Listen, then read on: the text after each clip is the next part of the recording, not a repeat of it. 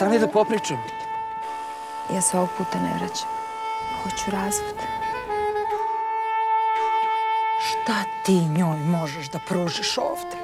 Kakvu budućnost ona ima u ovoj selendri?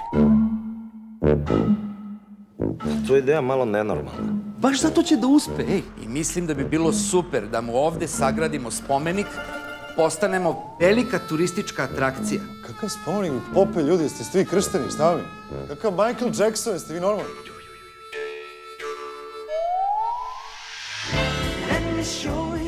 Majka, on je najveći cigan od svih cigana. I to svi znaju, to nije neka tajna. Ja sam njegov najveći obožavalac.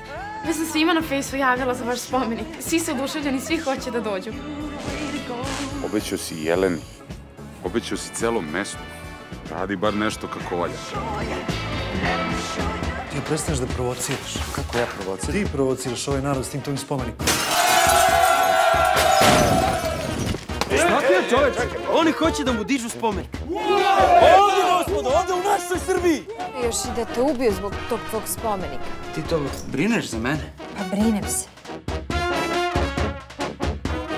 Ti znaš da ja sve stavljam na kocku s ovim tvojim spomenikom. Ako me zoveš, mrtav si.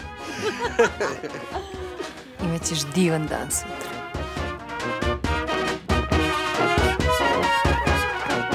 Poštovani gospodine Jackson, we are honored and pleased to welcome you here for the opening of yours and our monument.